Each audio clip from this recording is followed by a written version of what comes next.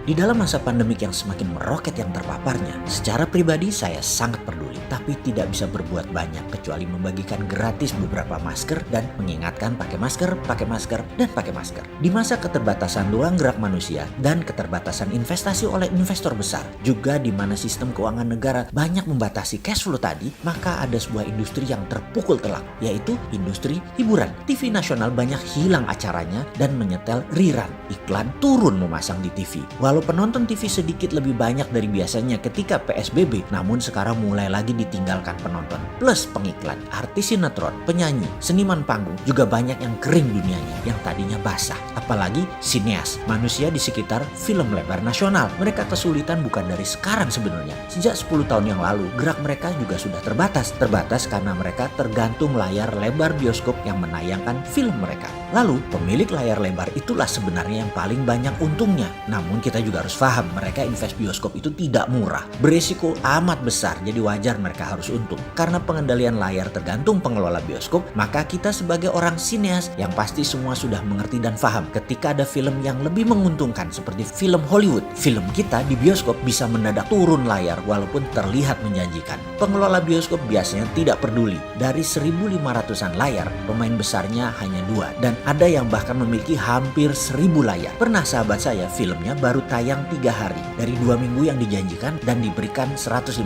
layar. Tahu-tahu ada film Iron Man 2, layarnya mendadak hanya dikasih 50, sisanya ya Iron Man itu. Begitu ada film Hollywood, film nasional yang salah hari meluncurnya, bubrah saja. Terlepas dari betapa bagusnya film tersebut, modal 15 miliar dengan target 500 ribuan penonton bioskop mendadak hilang peluangnya. Di sisi bisnis perfilman, saya izin ya untuk menguraikan sedikit agar sahabat semua lebih paham. Dunia film bioskop itu ada 3 staging. Pertama, bioskop yang biasanya mendapatkan 50-70% dari revenue. Kemudian masuk ke pay-per-view, biasanya kira-kira mendapatkan 10-30%. Jadi semacam film tersebut ditayangkan di Netflix. Kemudian stage ketiga masuk ke dunia TV, free to air, dan akan mendapatkan 2-10% revenue. Ini mah dibayar putus, kecil biasanya untungnya. Staging 2, pay-per-view channelnya di Indonesia masih dimiliki asing dan para sinias ditekan habis harganya. Kalau di stage 3 di TV free to air, yang beli putus lebih murah lagi. Jadi di Indonesia stage 2 masih berpeluang untuk menjadi bisnis yang sangat baik, mendapatkan potensi antara 10-30% dari market share-nya film. Ini gede banget. Disitulah tanduk seorang bosman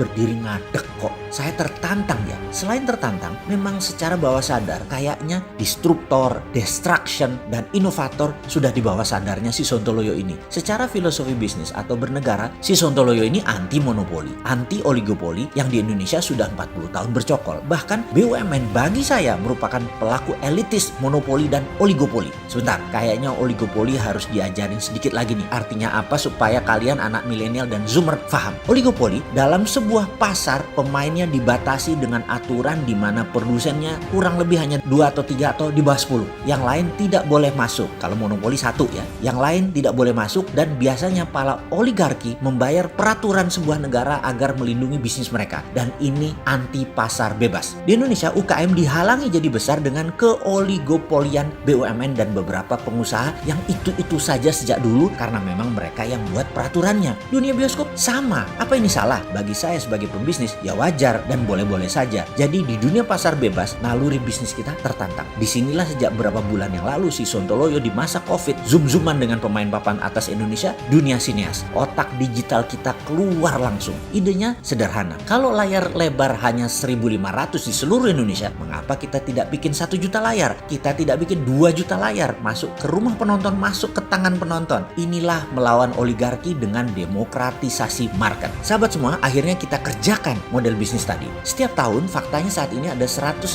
film karya anak bangsa yang harusnya tidak perlu bergantung pada layar lebar karena kita ubah stage 1-nya dikombinasi dengan stage 2. Nonton di gadget bisa, mau nonton di rumah disambungkan ke TV bisa, mau dijadikan home theater nonton bareng keluarga lebih bisa lagi. Beta test kemarin kita sudah lakukan dan berjalan lancar alhamdulillah. 1 bulan lagi kemungkinan test run soft launching. Oke, sekarang apa moral story info kita kali ini? Bukan mau jualan loh ya, mau mengingatkan diri saya sendiri bahwa peluang itu semua di depan mata harus berani mengeksekusi. Sementara pemimpi akan terus tidur. Seharusnya ya kita bangun dan mengerjakannya. Juga kita harus berani menanggung resiko pribadi atas kegagalan itu. Oh ya, jadi ingat, sementara pejabat negara kalau gagal nggak ada yang ditanggung oleh dia. Nanti pensiun asik-asik aja main sama anak cucu, serasa nggak ada dosa. Terus mengeluarkan kata-kata bijak setiap saat kasih nasihat. Kesalahannya yang nanggung pejabat setelahnya dan rakyat jelantah Indonesia. Makanya heran sudah nggak nanggung apa-apa, eksekusinya lambat, takut-takut, salah lagi. Apes-apes deh lo yang mau jadi pejabat 2024.